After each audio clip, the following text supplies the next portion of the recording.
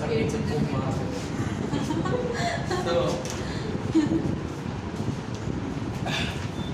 जय Hind class.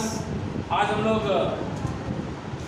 SHM का जो पार्ट था डिफरेंशियल इक्वेशन आपने बच्चा वो पढ़ा, ठीक है बच्चा। यही पढ़ाए थे डिफरेंशियल इक्वेशन आपने बच्चा, इसके न्यूमेरिकल करवाने हैं, ठीक है ना। समझिए बच्चा, इधर ये नीट आईआईटी और एयरफोर्स, वैसे ये बेसिकली है नीट और आईआईटी का पार्ट। एयरफोर्स में इतना टफ नहीं पूछता है, फिर भी यदि पूछ दिया तो क्या करोगे,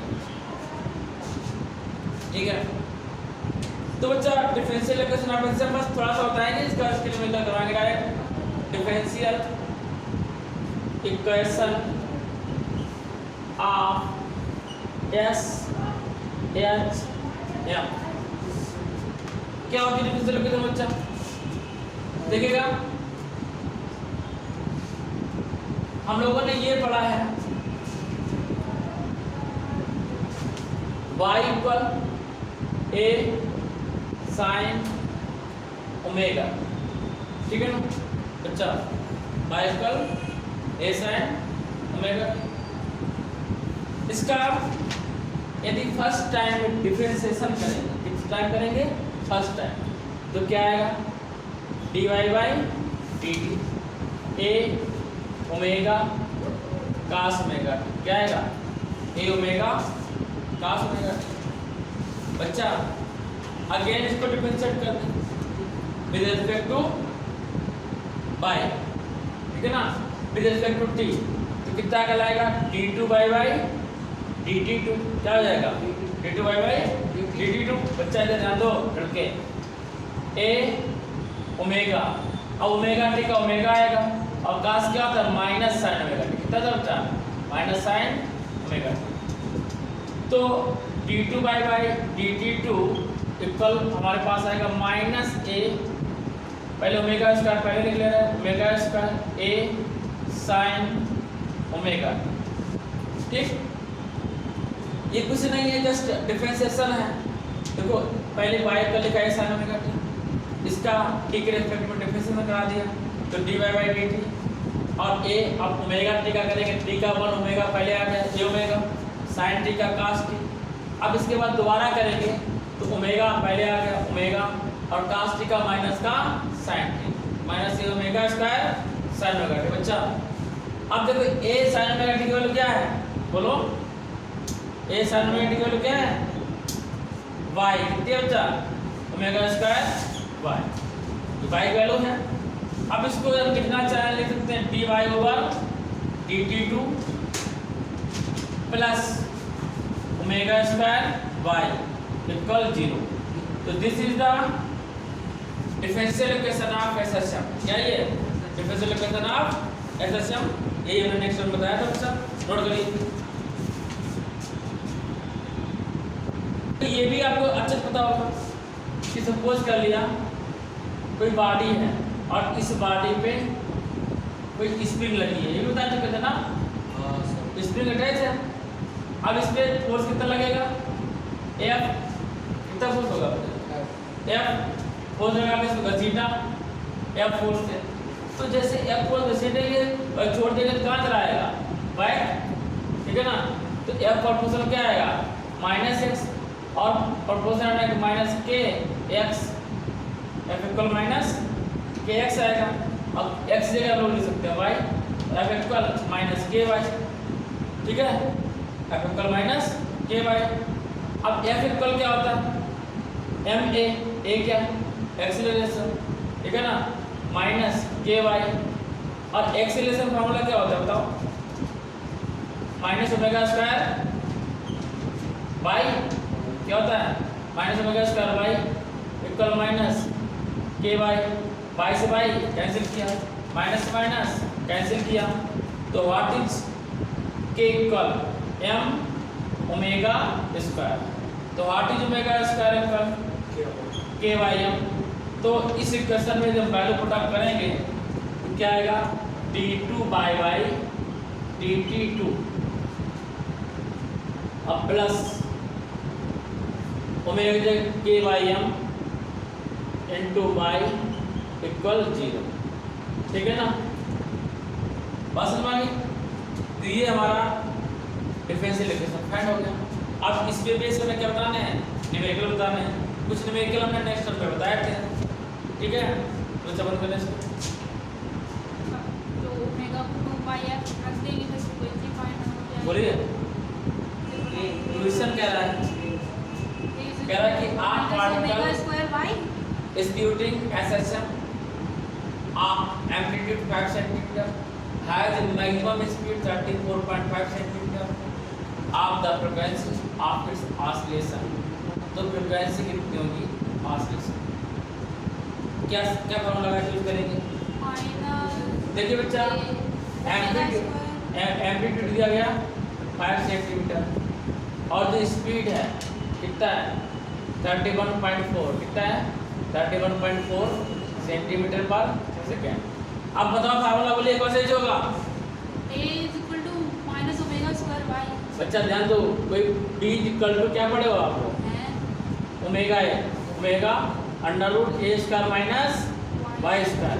और मैक्सिमम कह रहा है आ गया दिया नहीं लास्ट 31.4 सेंटीमीटर, ठीक है। अब कह रहा है मैक्सिमम के लिए, तो बी मैक्स के लिए फार्मूला क्या होता है ए ओमेगा, क्या होता है ए ओमेगा। तो 31.4 सेंटीमीटर को मीटर में कन्वर्ट करने की नीड नहीं, क्यों, क्योंकि यहाँ भी सेंटीमीटर में एम्पलीट्यूड भी किसमें सेंटीमीटर में बच्चा। तो ए की वैल्यू 5 और ओमेगा 2πf फ्रीक्वेंसी पूछ रहा है 2πf। तो ध्यान दीजिएगा 5 टू जा 10 31.4 और पाई वैल्यू कितना 3.14 और 5 टू जा 10 इंटू 10f।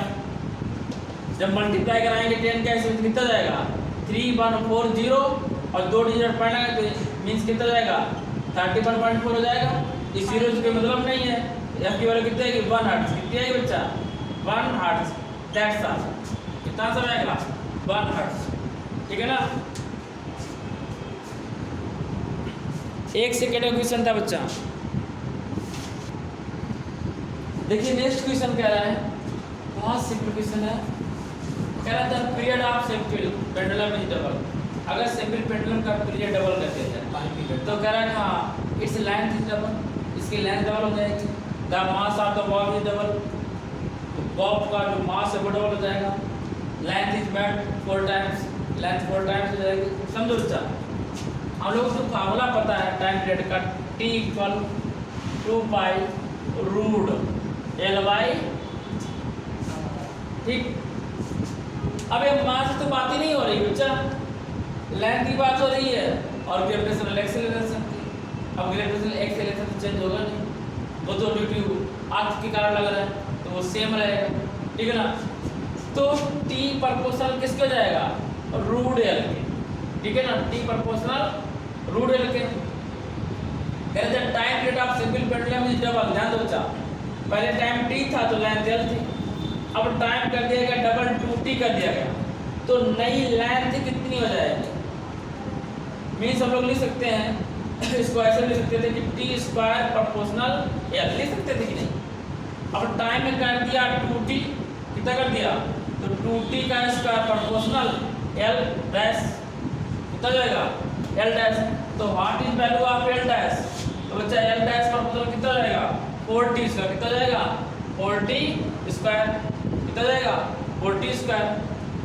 जब 4T जाएगा 4 और T स्क्वायर वैल्यू कितनी L, तो कितना हो जाएगा 4 टाइम, कितना हो जाएगा लेंथ 4 टाइम हो जाएगी, ठीक है ना। हमें नहीं समझ आया। देखो T purpose T equal to 1 L/G time, तो T स्क्वायर इक्वल क्या जाएगा L हो जाएगा। नेगेटिव रूट हटेगा तो स्क्वायर लग जाएगा। क्यों हो जाएगा?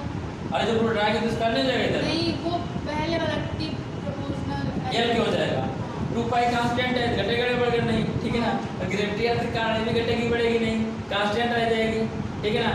वहाँ से हटा थोड़ी देना पेंडुलम को, पेंडुलम तो ही रखा हुआ है, ठीक है ना। तो ग्रेविटी कांस्टेंट है 2π कांस्टेंट, तो T प्रोपोर्शनल किसके L के, स्क्वायर कर देगा T square equal to L। अब टाइम कर दिया डबल, तो डबल का मतलब कितना है 2 जा 4 टाइम कितना हो जाएगा 4 टाइम। लेंथ कितना हो जाएगी बच्चा, the see the length of but 4 times, length कितना टाइम हो जाएगी 4 टाइम। ये आंसर था छोटा सा बच्चा। नेक्स्ट क्वेश्चन बेहतरीन क्वेश्चन है और ये क्वेश्चन पीएमटी में आया है और दिल्ली पीएमटी में आया था, नीट में क्वेश्चन आया है कई बार। जब इतना सिंपल क्वेश्चन है, ठीक है ना, नीट वाला क्वेश्चन बहुत सिंपल होता है। तो क्वेश्चन क्या कह रहा है, कह रहा था period of oscillation of a simple pendulum of a constant length of earth surface T, it's period inside the mind. कह रहा है कि अर्थ से बच्चा अर्थ सरफेस पे टाइम पीरियड टी है, अगर उसको माइंड में ले जाओ, कहाँ ले जाओ, माइंड में ले जाओ, खान के अंदर, खान के अंदर जहाँ से कोयला निकाला जाता है, माइंड में लेके जाओ।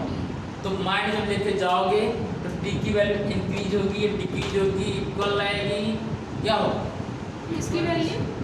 अरे टाइम पीरियड किसकी लिखा नहीं है, टाइम पीरियड सर डिक्रीज होगी, डिक्रीज होगी, टाइम पीरियड डिक्रीज होगी, या तो इंक्रीज होगी। हाँ या तो इंक्रीज होगी, डिक्रीज होगी। सर नीचे जाएंगे तो जी बढ़ेगा, जी नीचे जाने बढ़ेगा, जी नीचे जाने पर घटता है, ग्रेविटी में पड़े हो, अर्थ सरफेस पे जी की वैल्यू सबसे ज़्यादा, नीचे जाने पर डिक्रीज होता है, ऊपर जाने पर डिक्रीज होता है। और डी इन तो इंक्रीज कब होता है? टी इनवर्सली प्रोपोर्शनल रूट जी, इसके टी इनवर्सली प्रोपोर्शनल रूट जी, इनवर्सली प्रोपोर्शनल है, यानी कि जी यदि डिक्रीज होता है माइनस जाने पर तो टी क्या जाएगा, इंक्रीज होगा, ओके, ग्रेटर देन टी। अब ये पूछ रही है कि जी इंक्रीज कब होता है, जब अर्थ सरफेस से, और तो दोनों साइड डिक्रीज डिक्रीज ही बोलते हाँ हैं। जब अर्थ सरफेस, देखो अर्थ सरफेस है, तुम्हें पढ़ा नहीं है ग्रेविटी में, कई बार पढ़ा चला चला के, अब यूट्यूब में देखना, जब अर्थ सरफेस से ऊपर जाते हैं तो ग्रेविटी डिक्रीज होती है, और जब अर्थ सरफेस पे आते हैं तो इंक्रीज होती है, और अर्थ सरफेस पे नीचे जाते हैं तो भी क्या होती है, डिक्रीज होती है। बताया था, फार्मूला क्या लिखाया था, याद करो, वो दिन जब लिखवाया था, क्या, जी डैश इक्वल जी और 1 minus 2h upon R E, ये ऊपर जाने को होता है, ये हाइट के लिए, और अर्थ सरफेस के इनसाइड जाते हैं तो जी 1 माइनस, हाँ 1 minus H D upon R E, क्या आएगा, डी अपान आर ई, ये फार्मूला होता है, ठीक है ना। ऊपर जाएगा तो डबल घटेगी स्पीड से, नीचे जाएगी तो सिंगल स्पीड घटती है। एक फार्मूला और ऊपर जाने बताया था, ये बाइनोमियल सॉल्यूशन फाइंड किया था, यदि h की वैल्यू लेस देन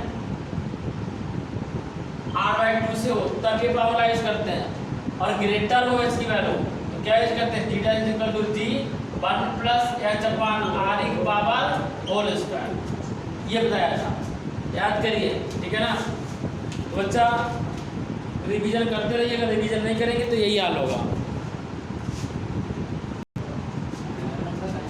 देखिए नेक्स्ट क्वेश्चन है, कह रहा आ सिंपल पेंडुलम, बच्चा ध्यान दो, a simple pendulum is taken from the equator to the pole.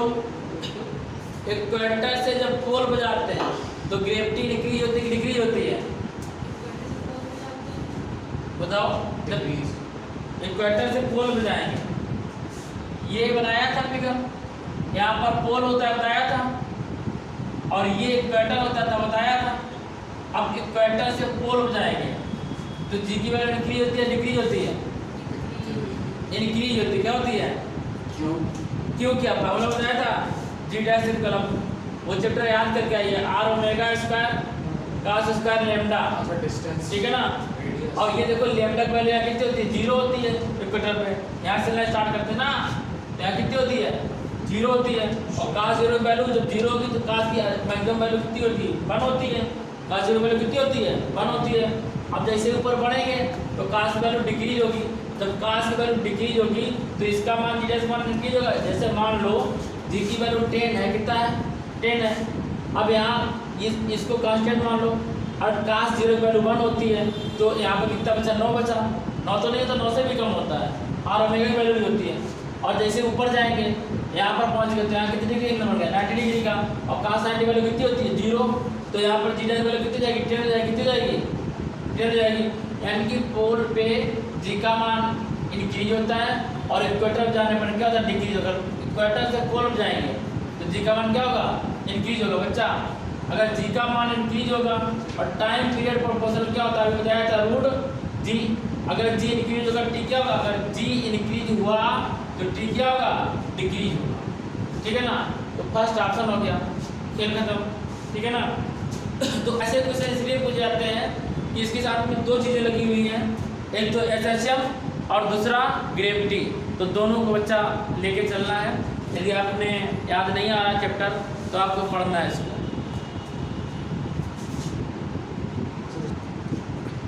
Next question है जो कि जे 2008 में आया है, कह रहा है कि how does the time period of pendulum very with length, और अनामिका जी ने इसका आंसर दे दिया है। कितना आंसर आया रूडेल। ठीक है ना, अभी कैसे आया समझिएगा। कह रहे कि how does time period of pendulum की वेरी विथ, ठीक है ना, तो लोग पता है कि टी प्रोपोर्शनल क्या होता है रूडेल, तो ऐसे ही वेरी कर रहा है क्योंकि टाइम पीरियड क्या था T equal to 2 pi under root L upon G, G constant 2 pi constant. ठीक है ना, तो टी प्रोपोर्शनल किसका रूट एल कैसे इंक्रीज होगा या कैसे वैल्यू चेंज होगा, टी प्रोपोर्शनल एल से चेंज होगा। ठीक है ना, आगे बढ़ते हैं नेक्स्ट क्वेश्चन की ओर। बढ़ दो बच्चा। सर बताएं हाँ डिक्रीज। बच्चा नेक्स्ट क्वेश्चन है आप plate oscillate with time period t. Suddenly another plate put on the first plate that the period. तो बच्चा will decrease, will increase, will same and not t. तो आपने बताया डिक्रीज जो कि पूर्णतः गलत है, अनामिका जी बताइए। अब बच्चा देखो ये कह रहा है कि एक प्लेट के ऊपर दूसरी प्लेट रख दी और प्लेट ऐसे होती है, अब इसके ऊपर जब दूसरी प्लेट रख देंगे तो उसकी लेंथ तो डिक्रीज नहीं होगी और मास से कोई लेना देना नहीं है, तो टाइम पीरियड जैसा था वैसे ही बना रहेगा क्योंकि T equal to 2 pi under root L upon g. तो एल पे डिपेंड करता है टाइम पीरियड, ना कि मास पे। मास पे डिपेंड नहीं करेगा, तो मास बढ़ा। देखो प्लेट कैसी होती है, इसीलिए उसने प्लेट बोला। प्लेट ऐसी होती है, ऐसी होती है प्लेट, नीचे को झुकी होती है और दूसरी प्लेट पे ऐसे रख दी तो लेंथ कितना बड़ा, कुछ भी नहीं बड़ा, निकले जब निकले भी थोड़ा लेंथ बड़ा, थोड़ा जितना थिकनेस होती है उतना बड़ा। ठीक है ना, तो लेंथ जब इंक्रीज नहीं हुआ तो मास क्या होगा, मास को इफेक्ट नहीं पड़ता है भाई। प्लेट एक के ऊपर दूसरी प्लेट रखने से उसका मास इंक्रीज करने की बात कर रहा है। अब जब मास इंक्रीज से मास का मतलब ही नहीं, मास यहाँ होते ही नहीं है, तो किस पर डिपेंड करता है लेंथ पे, और तो लेंथ में कोई फर्क नहीं पड़ रहा है। मास कैसा होगा सेम रहेगा, टाइम पीरियड का कैसा रहेगा सेम रहेगा। ठीक है बच्चा, इतना रखा जाए आज के लिए, बोलिए। तो थैंक्स, मिलते हैं नेक्स्ट वीडियो के साथ, तब तक के लिए जय हिंद। सर वहाँ से